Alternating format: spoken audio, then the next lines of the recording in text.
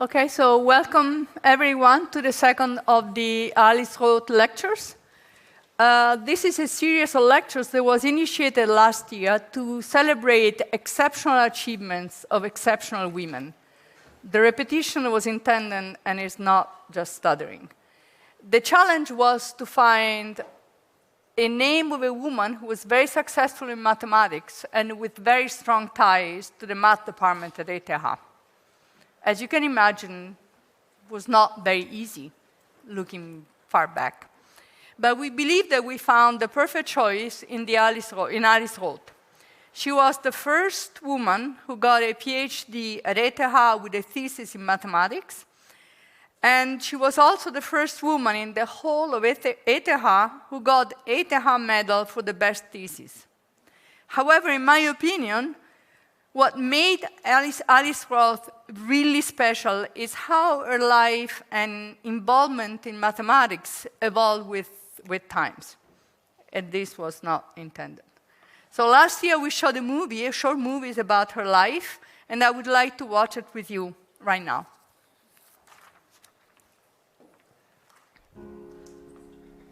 Mathematics is an enormous field, and like any other mathematician, Alice Roth could only work in a small corner of it. But the work she did was remarkable and respected. If in those times she was able to achieve as much as she did, she must have been a truly exceptional woman.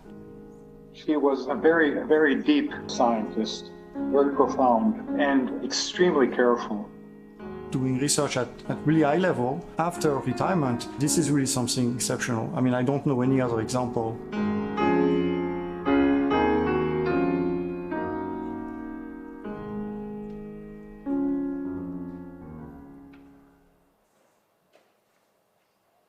I got to know her because a colleague of mine asked me to referee the first paper that she wrote after retirement.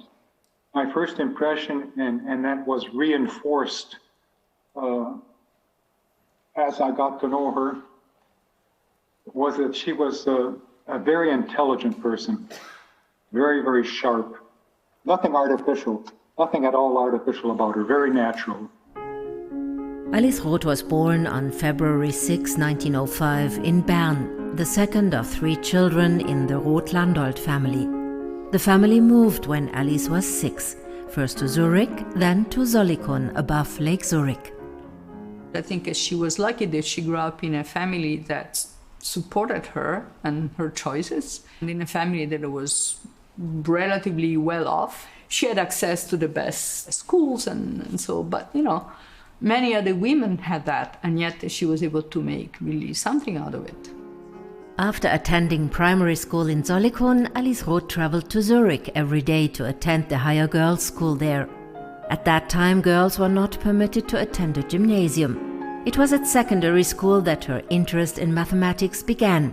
Even before she took her final exams, Alice Roth had decided she wanted to study mathematics. After spending a year at a domestic science school in Thun at her mother's insistence, Alice Roth studied mathematics at ETH Zurich from 1925 to 1929. She got a diploma, then she got a master's degree, then she went to teach for several years. But she realized that if she wanted to be taken really seriously, even as a teacher, she had to have a PhD. While working as a substitute teacher at the girls' school in Zurich and elsewhere, she was also working on her thesis, supervised by Professor George Polya. She submitted the thesis, entitled Properties of Approximations and Radial Limits of Meromorphic and Entire Functions, in 1938. Alice Roth was interested in these 2 subjects, complex numbers and the relationship with complex numbers and plane geometry. So just as usual numbers correspond to points on a line, complex numbers correspond to points on the plane. Alice Roth was able to do something which almost nobody could do at all anything with before, and that was to work with areas that are unbounded, that go off to infinity, like a strip, an infinite strip. She studied on which sets certain functions, certain class of function can be approximated by better functions. And actually, she found an example of a set where a function that is continuous, so there is some kind of properties, cannot be approximated by better functions. Alice Roth found this set on a disk from which an infinite number of holes are cut out. This would later become known as the Swiss cheese set. So she found what's known as a counterexample to some property. And in some sense, it requires a special type of mathematical brain. Because it's not just that you know what you want to prove, and then you find a way to prove it. It's you suspect that something is not true, but then to be really, really sure that you cannot prove it, you have to find an example that shows that some assumptions are true, but the conclusion you might want are not true. When a mathematician comes out who is nonconformist in this sense, proves that everybody was wrong in their guess, that is very striking and very important. And Alice Roth did this. In recognition of this breakthrough, Alice Roth received a doctoral title, the first woman to do so in the Department of Mathematics at ETH Zurich. And to honor her outstanding research, the rectorate awarded Alice Roth the ETH Silver Medal,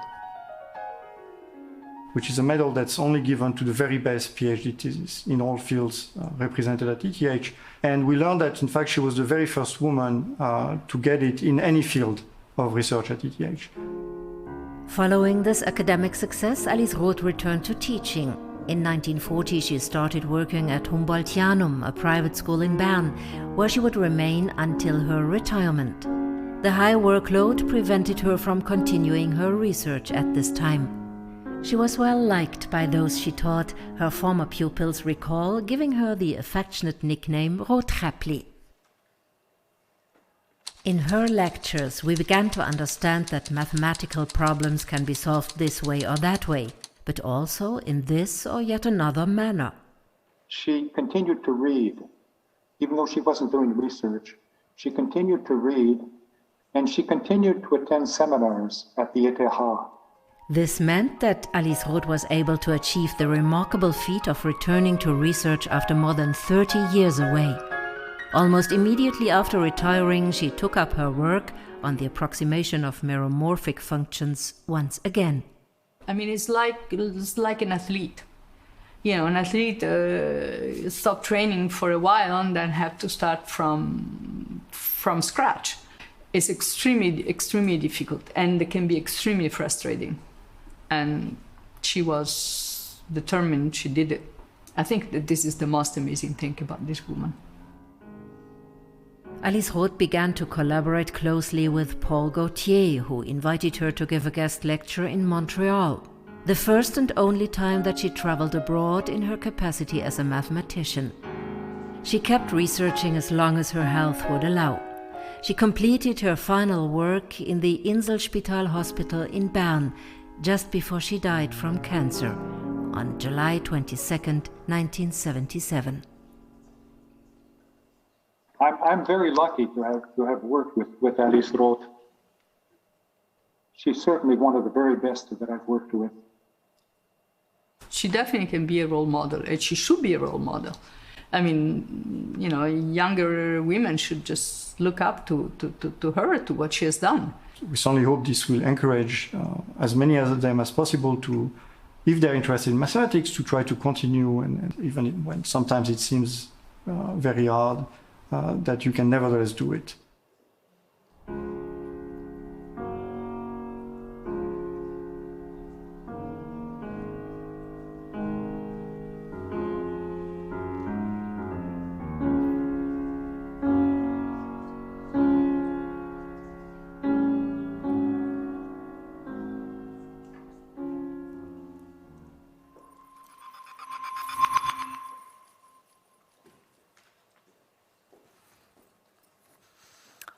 Okay, so that's what I meant. I think it's pretty amazing going back to doing mathematics after 40 years interruption. So anyway, before I continue, I would like to thank Monica Kriechel and Mickey Steiner for the idea and the realization of the movie, as well as my colleagues, Emanuele Kowalski, Rima Laifari, and Giovanni Felder, who are all in the organizing committee for these Alice Roth lectures. So, and now next to our speaker. As I said, the series of lectures is meant to celebrate exceptional mathematics, where exceptional achievements or exceptional women. Last year, we had Marina Vyazovska. That was before she got the Fields Medal. She's from Ukraine. More importantly, fine, she got the Fields Medal. She came here a month after the beginning of the war in Ukraine. So talking about really tough people. Our speaker today is second only time-wise. She's Gigliola Staffilani, Abby Rockefeller Mauze Professor of Mathematics at MIT. Gigliola got her PhD in 1995 from the University of Chicago under the direction of Carlos Koenig. She's a mathematical analyst, and with a focus of her research in dispersive nonlinear PDEs. After her PhD at Chicago, she held a postdoctoral position at the Institute for Advanced Study in Princeton, then moved to Stanford, where she got tenure. In those years, she met her husband, her future husband, Tom Moravka, who was a professor at MIT, and at which point, to be close to him, she moved to, of course, a tenure in a professorship at Brown. She was claiming that absolutely there was no way that she was going to get a position. She wanted to get a position in the same department. Absolutely no way. Well, MIT must have made her an offer she could not refuse, because she has been at MIT for several years by now. So Gigliola is a recipient of a Sloan Fellowship, a Guggenheim Fellowship, a Simons Fellowship. She was a member of the Radcliffe Institute for Advanced Studies. She is in the class of the AMS Fellows. She has been inducted in the American Academy of Arts and Science, and she was elected to the National Academy of Sciences. She also got teaching and advising awards, both from Stanford and from MIT. Probably not from Brown, because she was not there long enough.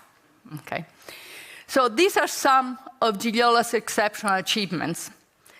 But I've not highlighted the first and foremost one, that is to become a mathematician. If you Google Gigliola's name, you will find a myriad of websites that describe Gigliola's background in more or less details. So very briefly, Gigliola grew up in a family of farmers in a small village in central Italy. And when I mean a family of farmers, means that her parents were going to work in the fields, okay? Not landowner or, with people working under them, okay? She lost her father when she was 10 and escaped a future as a hairdresser that seemed to be ahead of her.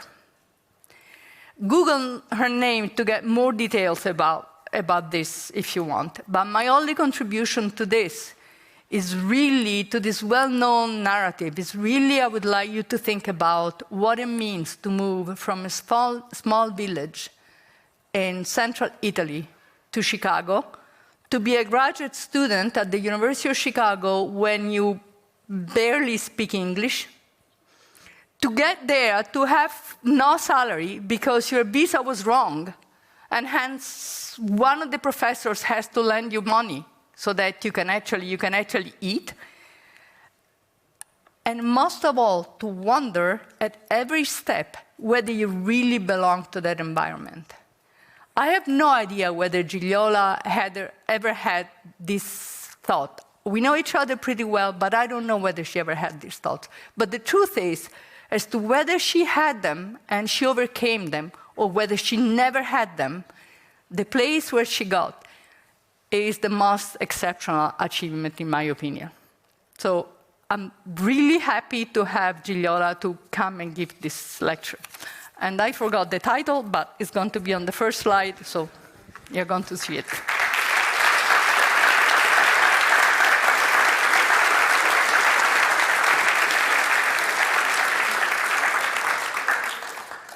So first want to thank Alessandra for inviting me and the committee, of course. And I want to answer the question she was wondering. I ask myself every day whether I belong even here, actually. So yes, we all do. So I wanted to give a talk which is centered in some mathematics that have been interested in more recent years, but of course it builds upon everything I have studied since my days as a student, a graduate student at University of Chicago. So I always like to give pictures, the beginning, and somehow to you it must be looking like a completely random collection of things. For some of them, you can recognize that there are waves involved, and hopefully throughout the talk, I will explain what some of these waves are. But some of them are more mathematical drawings. And the first one that you see there on the top line on the left, that's a rendering of what we call a forward cascade. Then next to it, there is a Bose-Einstein condensate drawing. And then there is some strange stuff, which is curves with little points on it. And that's going to be part of actually a very interesting development in harmonic analysis polynomial method developed by my colleague, Larry Guth. Then that's the detection of gravitational waves that people are extremely excited about, and Jupiter and so on. So I'm not going to describe all of them, but somehow I encounter them all along my journey in the topic that I will try to describe for you today. And the picture is supposed to give you an idea of the fact that the kind of mathematics I do involves many different subjects in it. And although, as it was mentioned in the movie, we always need to specialize in a particular corner, but especially for the junior people here, I like to say that maybe the most valuable thing to do is go to talks that are not in your area, because that's where you get new ideas. Okay, so I'm going to talk about wave phenomenon in general, and I would like to connect waves and particles, and you will see somehow these two, the connection between these two in some of the examples I'm going to give. So when we talk about waves, a wave phenomenon, well, fundamentally they are all generated by interaction of small particles, different scales possibly. And of course, when you look at a very large number of particles and the phenomena that you're studying, you're not really interested in the microscopic level of what happens when particles interact with each other and what their trajectory might be. So in principle, you know, we all know ODE. We could understand what happens if you start with some initial data and then you apply the law of physics and what each particle does. But that's not really either feasible or useful. It's not useful because we want to see what happens at different scales. And also, it's going to be really computational, extremely hard, because the system is going to be gigantic. For example, in a glass of water, there are 10 to the 24 particles in general. So, you know, that's not what we are interested in. So what physicists and mathematicians want, maybe the physicists, they are happy at a more approximated level. The mathematicians really want to prove the theorem. But really what we are interested in, for example, what is the most probable outcome given an initial data configuration, like a weather prediction, for example? Or what's the least probable outcome given generic initial condition? And the picture that you see next to it is the famous freak waves that people thought was just an object of imagination, but actually now we see them, at least from satellites.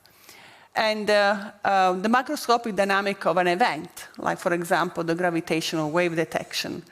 And in particular, what we are interested in is, like, we have different phenomena that they look and they are involving different objects, but they do present very similar features.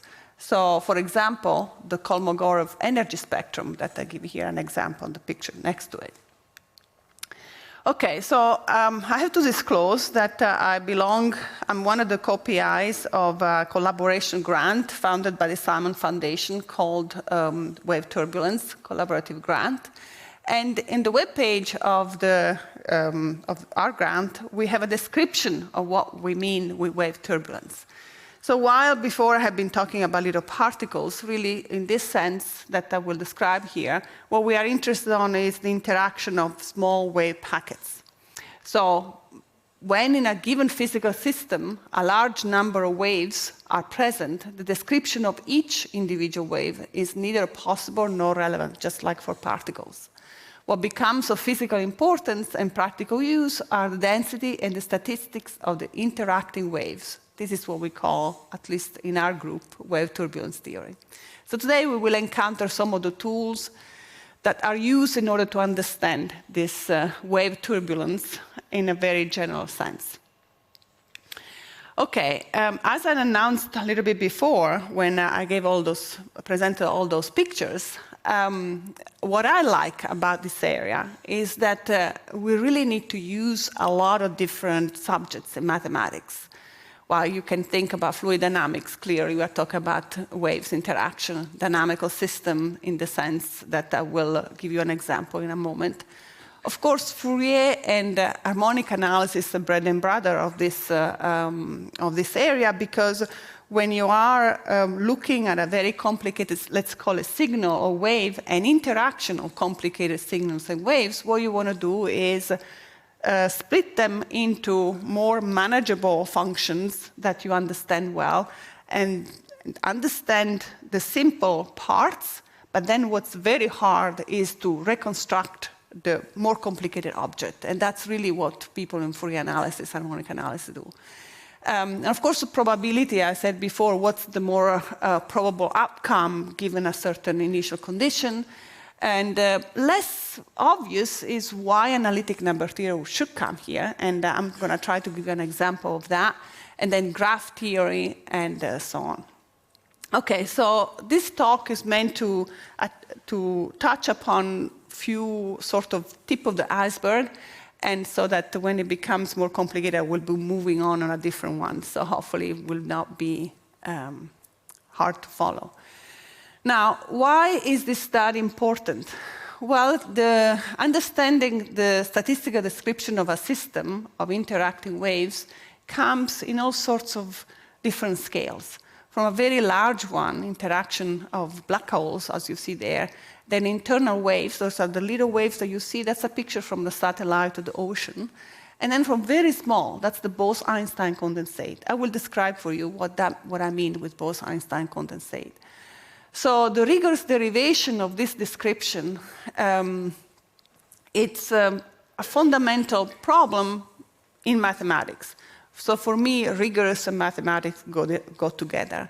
And of course, some of these, let's call equations that we derive rigorously mathematically, they already have been accepted by the community in physics.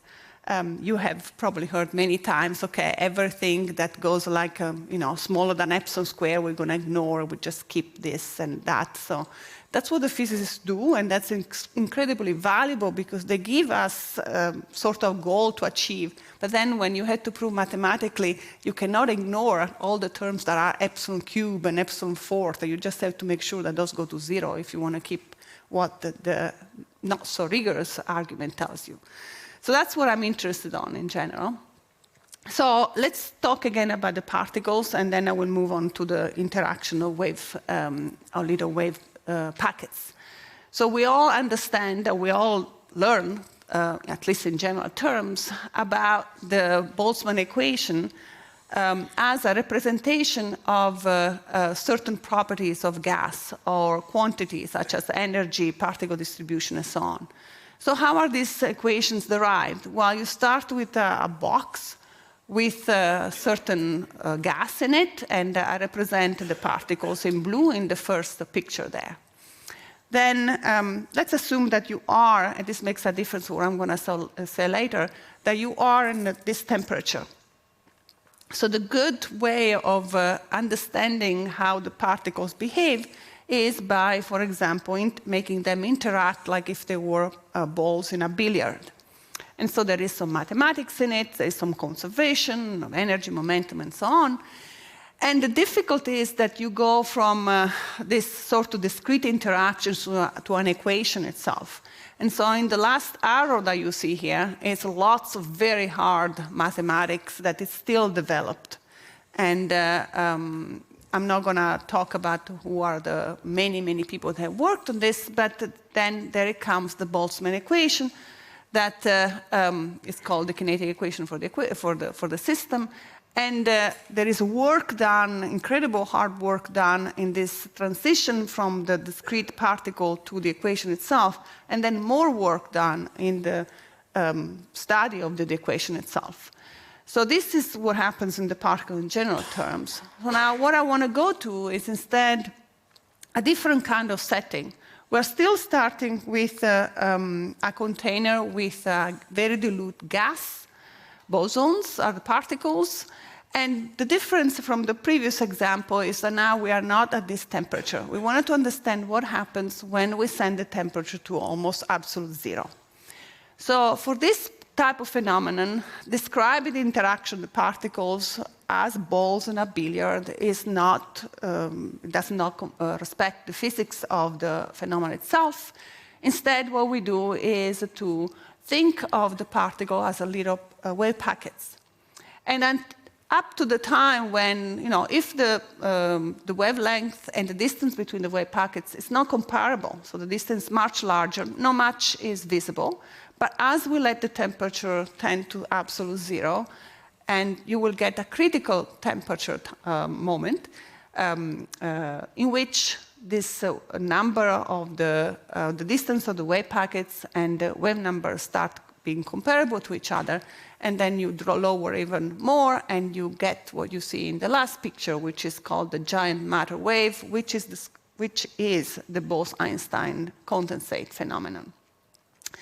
Also in this case, the description that you see in the cartoons can be moved forward into mathematical description. And also in this case, there is a lot of work that has been done in order to understand and change scales as you describe the phenomenon itself. So the wave packets description is done by the so-called many-body system and the BBGKY hierarchy. There is a large family of equations. They are coupled to each other. I don't want to even write it because that's not the point of the talk. And then you take the limit. You have to take a limit. So here I'm writing t tends to 0, but you can recast the problem so you let the number of particles go to infinity. There are equivalents between that. And you get the so-called Gross-Petayeski hierarchy. Now, I'm not going to describe the Gross-Petayeski either, but there is a very precise correspondence between the solutions of this infinite system of coupled linear equations and the Schrödinger equation, which is nonlinear, which I wrote on the last line. So the I, just to parse the equation itself so that we understand later, because I will spend quite a lot of time on this, the I is the complex I, and then there is partial derivative with respect to t. U is the wave and has the t variable and the physical variable x. Then there is the Laplacian, which is two derivatives in each direction. And that's the linear part of the equation that we understand very well. And then on the right side of the equation, there is the nonlinear part. In this case, it's the cubic, which is the most classical one in physics. And then there is the lambda, which for now we can think about just a constant. Its sign will give different characters to the equation. We'll go to that in a second. But later on, towards the end of the talk, when we want to do this rigorous derivation of something, that's going to go to 0. But for now, let's think about it to be constant. Now, also in this case, when we have the Schrödinger equation that describes the interaction of these waves, we wanted to understand an equation itself that describes the energy of the system and the evolution of it. Or for people that know about this, this is the spectrum, the Kolmogorov spectrum. And I'm going to talk quite extensively towards the end about the wave kinetic equation that does that. So more later on how the derivation of this wave kinetic equation happens. So let's go back to the Schrödinger equation for a moment, and let's think about the basic questions that you will ask when you have an equation like that. So if you think that that describes a phenomenon, a physical phenomenon, you're sure that there are at least some conservation laws if the system is closed. In particular, there is the energy, which you see here, which is E of u, which is made by the kinetic part, the gradient of u squared, plus the potential part, which is the absolute value of u to the fourth, because I'm just considering the cubic NLS, otherwise the power will change. And you see the lambda again there, and now you understand why I said that the sign of the lambda will make the character of the equation differently. If lambda is negative, there is a competition between kinetic and potential energy. The energy could be negative, they might be blow up, and there are lots of studies done on that, but that will not be the focus of today. If lambda is positive, then the energy is always positive, and it gives nice uniform in time control because the energy remains constant. So in particular, you can see that the gradient, del2 norm of the gradient remains uniformly bounded. So the lambda positive is the defocusing case, the lambda negative is the focusing case. Another quantity that is conserved is the mass. The mass is m of u, which is just the integral of u squared. So for example, if you are in the defocusing case, combining the E of u and the m of u being constant, you have immediately the bound of the H1 norm. And you would like to say that you want to solve this equation by remaining within the natural space of given to you by the physics, which is H1. Unfortunately, H1 is not smooth enough in many cases. So let's see what happens. So the question you want to ask is the following. Is what do I do if I have an initial condition, so an initial wave, which is called U0? Can I claim that there is a unique evolution for that U0 that tells me that each time I have my wave will look in a certain way? So that's what my little cartoon has the question mark in there, because in fact this is not a completely known answer. We don't know the answer completely. So let me tell you how we solve this problem. So we first look at the linear part. So I'm going to remove the nonlinear term on the right-hand side. I'm going to set the linear part I dtu plus Laplacian of v equals 0. And I'm giving an initial condition, that's u0. Now, to solve this problem, we will use the method of Fourier, which was developed originally in order to understand the evolution of the heat equation. And I'm going to put myself in a periodic case.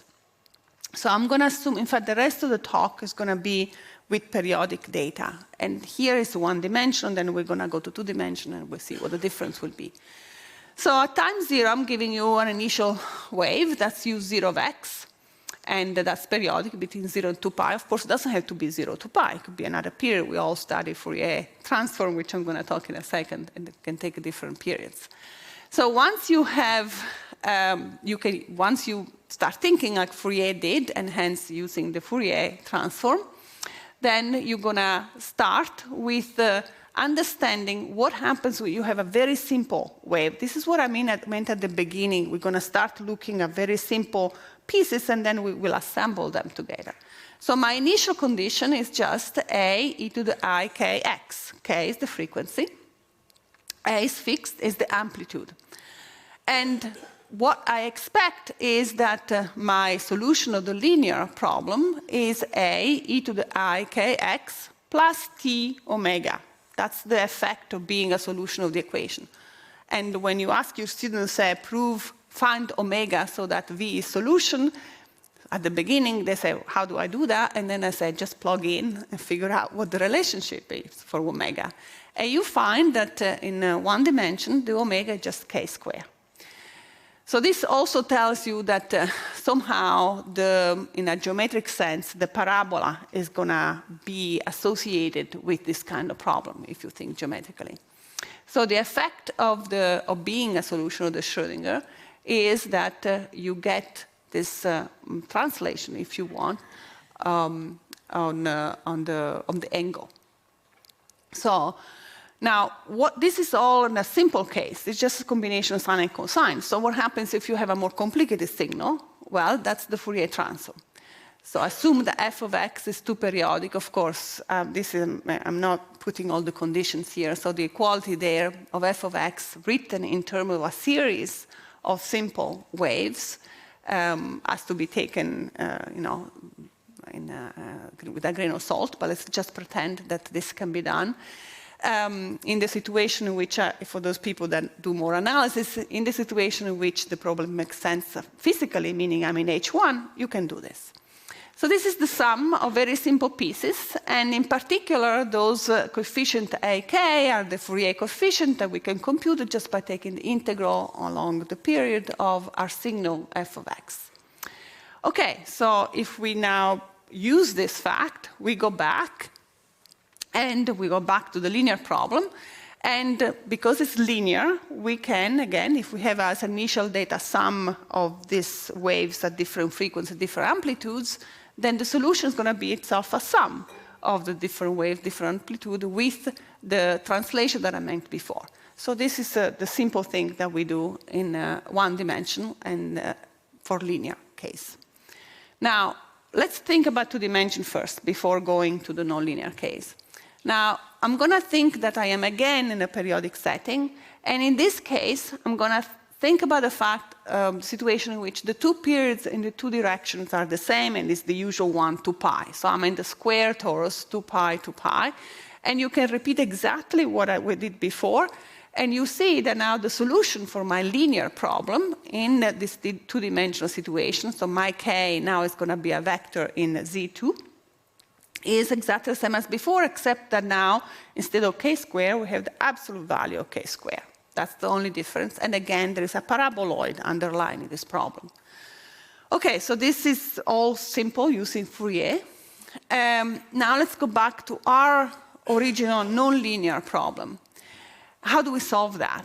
Well, first of all, we think about the fact that expecting that we can take the full two derivative of the Laplacian, it's probably too much. So let's translate this problem using the Duhamel principle. And the Duhamel principle tells us that, well, it's not if and only if we don't have enough regularity, but we can write the initial value problem that you see on the top, the NLS, as an integral equation, u equal the linear evolution of the problem plus the integral 0 to t, and then the linear, the group S, acting on the nonlinearity.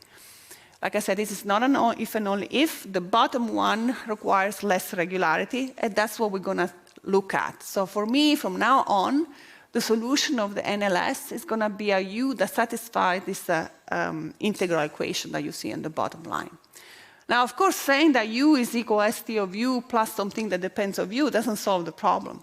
But it tells you that this is a very good setup in terms of iteration. So maybe we can do an iterative argument in order to find the solution. So what's the iteration?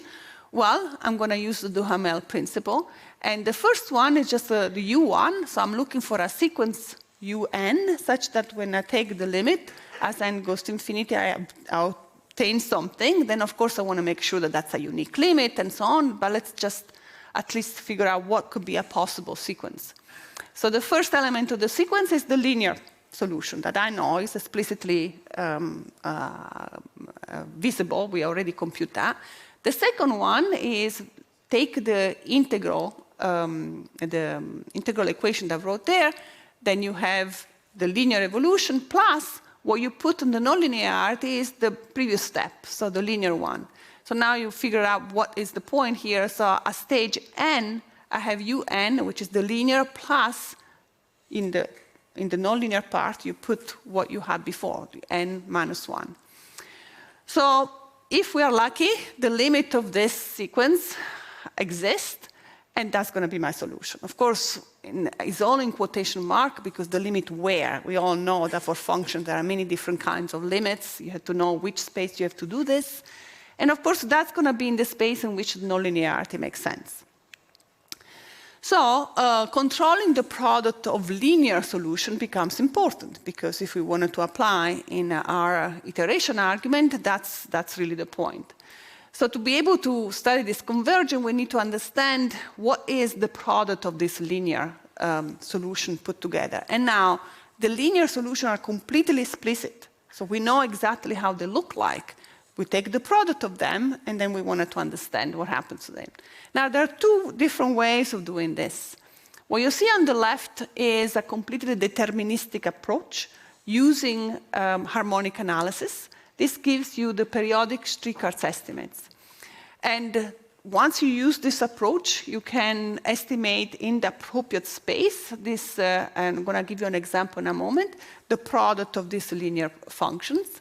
And then you will get a statement that will read as follows. For all initial profile, you have whatever.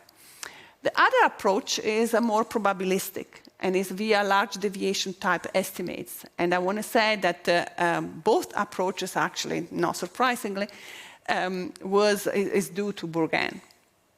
So the probabilistic approach needs less regularity.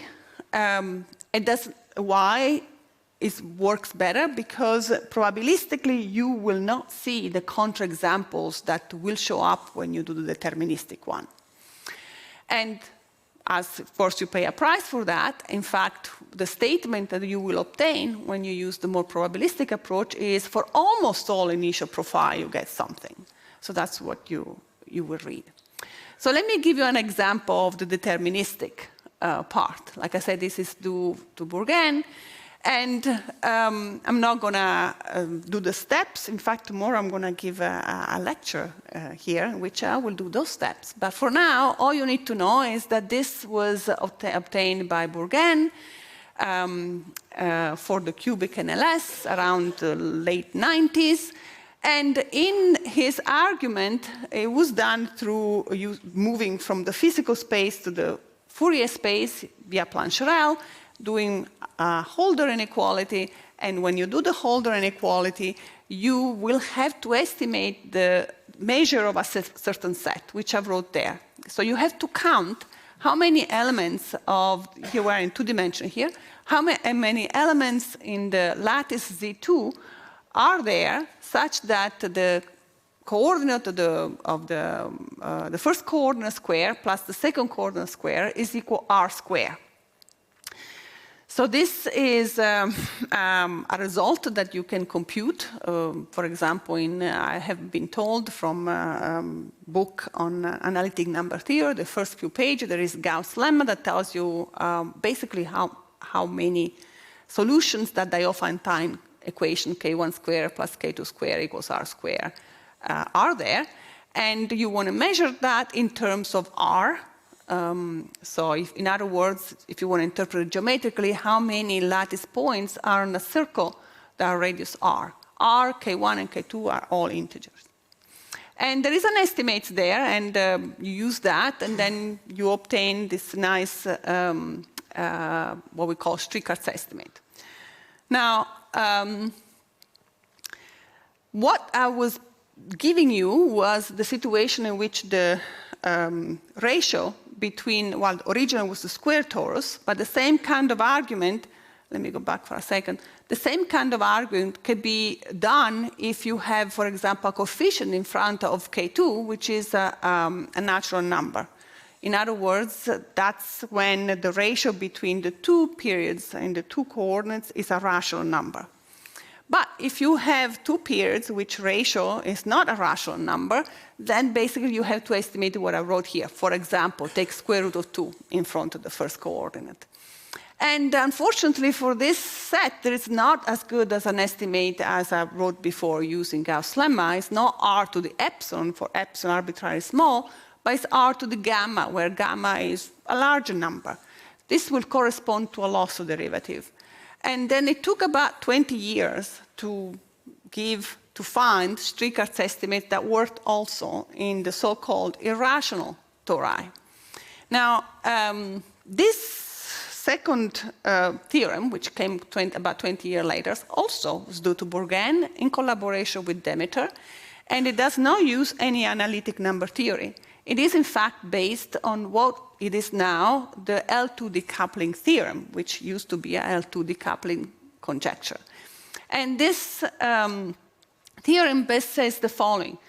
Think of F as being, so you think of F in the physical space, but in the Fourier space, this function is supported around a parabola that I wrote over there.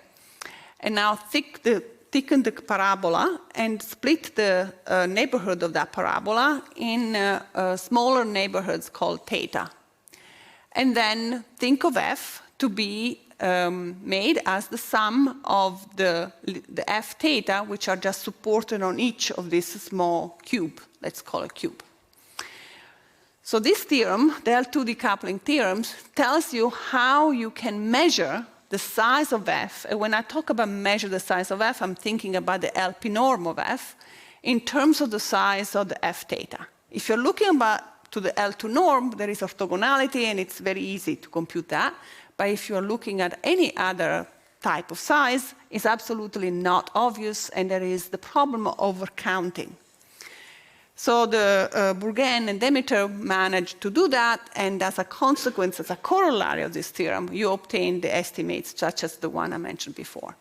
Now, the argument that Bourgain and Demeter used are fundamentally based on two new tools that have been brought into the general area of harmonic analysis by Larry Guth, and is incident geometry, which, for example, counting in many ways you can intersect certain lines in space and so on, and the polynomial method. And then I think the way I like to think about this is that this is pure harmonic analysis. There is no analytic number theory. And the interesting fact is this slide. So around the 90s, just as I mentioned, Bourgain used the estimated solution Diophantine equations in order to prove the so-called Strickard's estimate for a solution, linear solution of Schrödinger, and how you can multiply them together and so on. But then, after the 2014, that's when the proof for Bourgain-Demeter happened. The tools used in the proof for the L2 decoupling actually were used in order to prove the mean value theorem of Vinogradov, which had been a conjecture for a while, which is about a sharp estimate of solution of systems of Diophantine equation. So now it's going in the opposite direction. So clearly there is a there's a communication between these two apparently disconnected world in mathematics, but they are really important for each other. So the last one, the proof for the mean value theorem, is by Bourgain, Demeter, and Guth. Okay. Now back to our nonlinear problem. Now we know how to, that sequence that I mentioned, which was done by iteration, using this type of argument of Strickard's estimate, can be made very rigorous. So there is we found the sequence has a limit, the limit is u, it's unique, and so on. So using that, we can show that that nonlinear problem in dimension 2, in any torus, not just the rational one, has a unique solution. The solution is stable, and in particular, if you are above, at h1 or above, the solution is globally defined for all time. So certainly you can make the statement that if you have smooth initial data, the solution exists and is global. Note that this is the defocusing case. If you are in the focusing case with the minus sign, there is blow up. So I'm not considering that. So then, what we are, once we know that there is a global solution, an important quantity that we wanted to understand is the spectrum of this equation. What do we mean for spectrum? Well, that's the name for the quantity which is represented by the absolute value of the Fourier coefficient square. So the eta that I wrote there, eta tk, is the absolute value of u hat tk. U hat is the Fourier coefficient of u squared. So that's an important quantity that's actually, it shows up in many different phenomena in nature. I will say a little bit more later. And that's what we want to study. So it would be fantastic if we could find an equation that this eta tk satisfies. Because if we find an equation, an evolution equation for eta tk, then we hopefully will not ever think about it. But that's not quite, we are not quite there yet. The equation that I'm thinking about is called the wave kinetic equation associated with NLS. That's the equation I'm thinking about, but you can associate it with other kind of dispersive equation. So at the moment, we'll talk about the wave kinetic equation in a moment, but when Bourgain was thinking about these problems, that was not on the horizon. And a different method was used to understand what this function eta of this spectrum was doing. So one way of thinking about this is I'm representing there at time 0 the graph at time 0 of this quantity, of the spectrum. That's, again, the absolute value of u hat square. And physicists are wondering whether this graph is going to move as time evolves from low frequency k to large frequency k. There in the graph I wanted to say k much larger than 1. Anyway, so large frequency k. So this is called, whether this exists or not, it's called the forward cascade. So I like that picture of the staircase because that's the K's are the various steps, and then there is the cascade that way. So one way that Bourgain thought could be good in order to understand whether there is a movement from low k to high k is to hit the eta with the weight itself, k, to the sum power s, because if there is a movement to larger k, that quantity will be larger, and then sum everything. So why do you want to sum everything and so on? Well, if you look at that expression, and if you remember that eta is the absolute value of u hat square, then that's nothing else than the hs norm square. So this is the Sobolev norm, and you wanted to understand what happens to it as t goes to infinity, or minus infinity, because this is not like the heat flow. This is a reversible. There is an I in front, so you can go backward and forward. So question one is, how much can this quantity grow in time? Do we have an upper bound? And the second question is, can we actually find an initial data that grows, that makes this spectrum grow? And I have to tell you that we don't have definite answers for either of these questions, okay? So there is a lot of work to do. So about question one, whether there is an upper bound, yes, we have one, at least for the problem that I have been working on from the beginning here, so that's the dimension 2. And the bound is polynomial, and it depends on S. So think of gamma st, think about the hs norm. That's what it is for the solution itself. So there is a polynomial upper bound, and this polynomial upper bound has been found either by using Fourier space and harmonic analysis, or using the physical space and integration by parts. There are different proofs here. There are results in 3D that show that if you are in a torus that is far from being rational, the bounds, the polynomial bounds, meaning the degree of the polynomial, can be made smaller.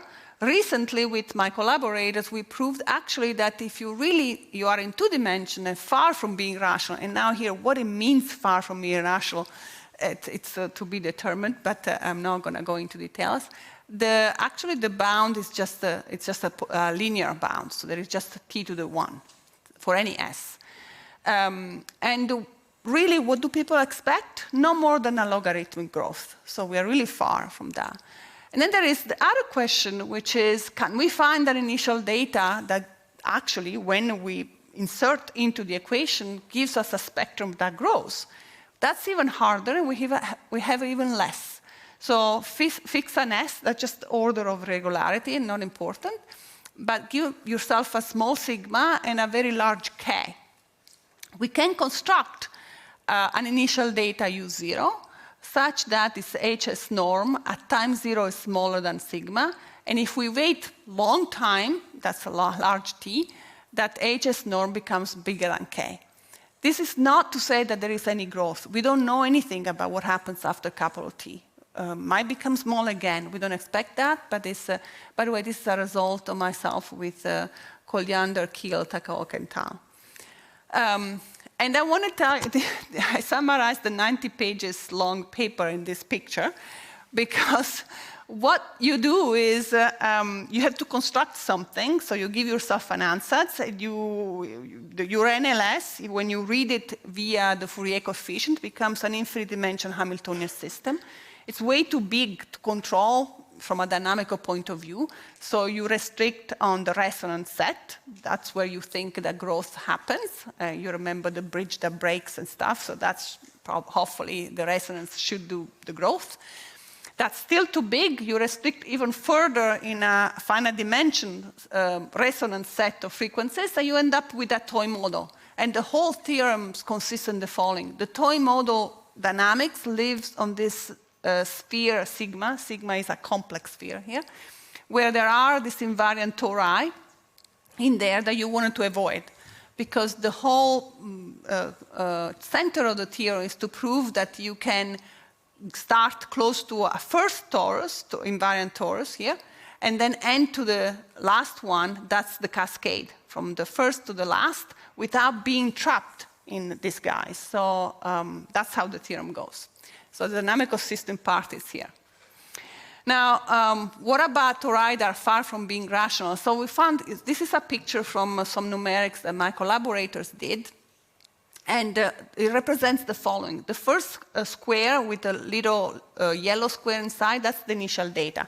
So what we do there is we excite only frequencies that are basically close to 1. And then on the bottom square on the left is what happens if your torus is very rational. So as for example, 1 and square root of 2. And you see that the expansion of the evolution of the yellow dot, the yellow square, is much smaller than if instead the torus is square 1, which is the right side. So there is, even numerically, you can see that there is a difference between rational and irrational. And then I say, when we are very far from being rational, now we know that the growth cannot be more than linear. But why do we care about this? I mean, from the physics point of view, who cares if you have a box that is rational, irrational? Besides, we cannot even construct anything that is for density, right? The point is that considering this phenomenon in a domain with boundary data that is periodic, it's a simplification of phenomena that happens in nature. And it is important to understand if our predictions that come from mathematics are actually consistent or not. And if we start seeing that it's different, if we have something rational and irrational, then we have to be careful now how much we can extrapolate from that. So that's the point of doing something like this. Okay, now recall that the wave kinetic equation that I would like to find would describe this quantity, the spectrum, which is the size of the Fourier coefficient square. And we saw that when we are talking about the particles interaction, I have the Boltzmann equation, which is the kinetic equation for that.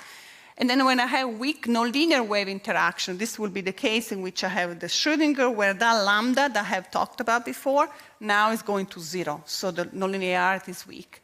And the physicists had found what we call the wave kinetic equation, exactly for this quantity eta.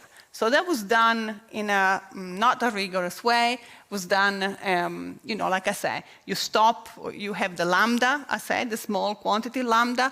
You cut everything when you have terms that are smaller than lambda square. And you just keep those and you get your equation. But if you want to do rigorously, you have to follow all of those degrees. I mean, you cannot just say that you can stop there.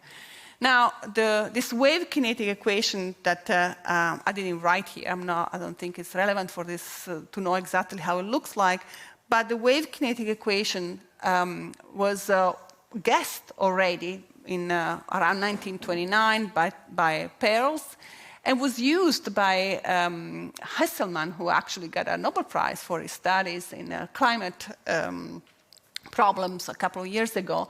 Was also used in that kind of context, in the energy transfer in gravity wave spectrum and climate, and then you see other people there, and the Nazarenko, which is the one that you see at the last line there, is the author of a book in which this wave kinetic equation, at least an example of the derivation of that from the physics point of view.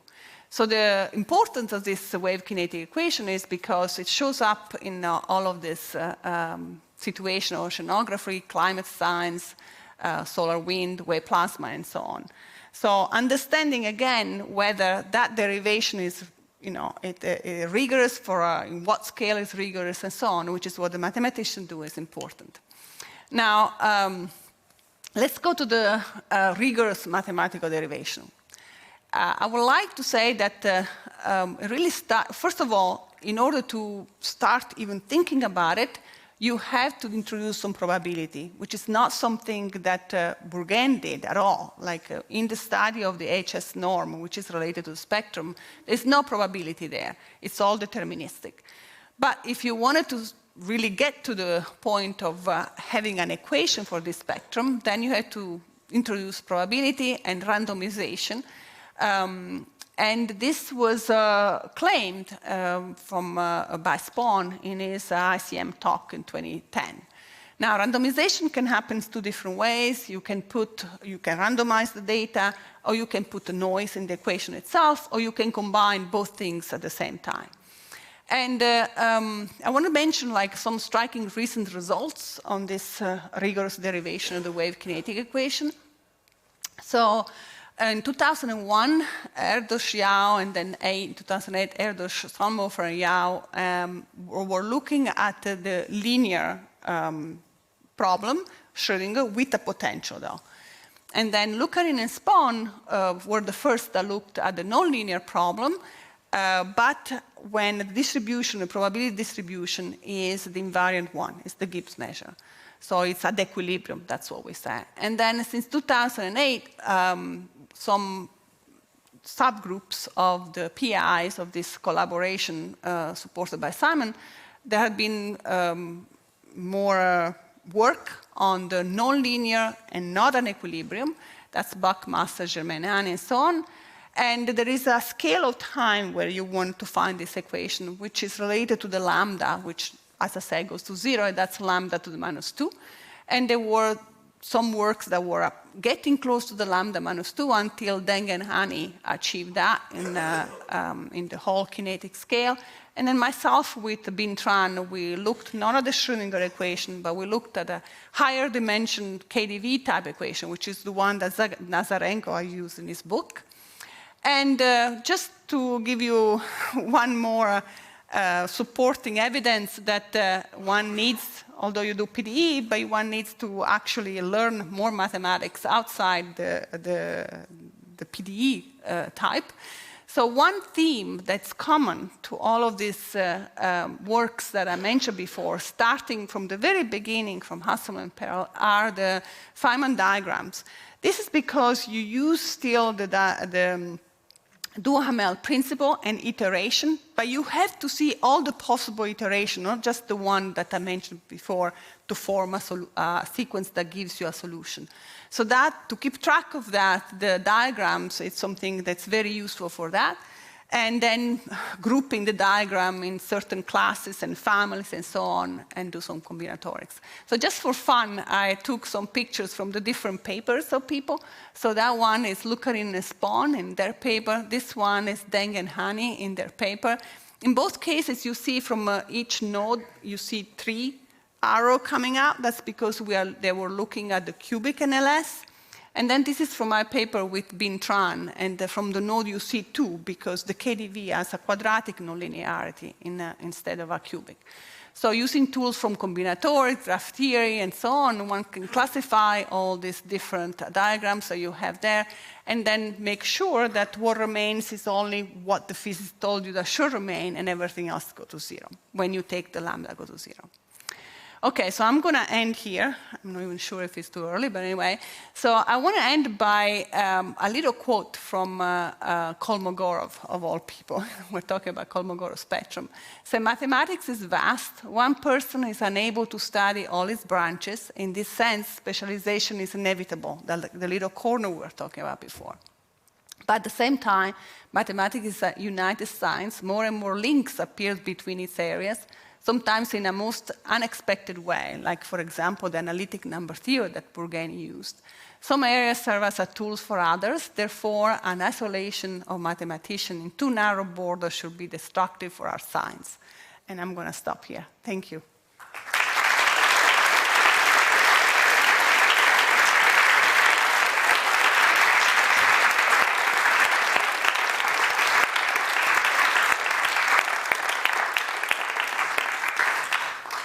Thank you very much. Gigliola, are there questions?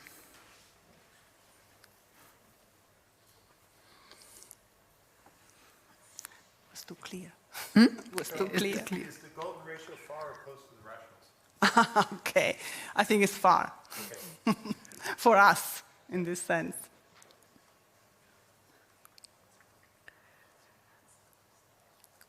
Are there other questions? If not, we are going to thank Gigliola again.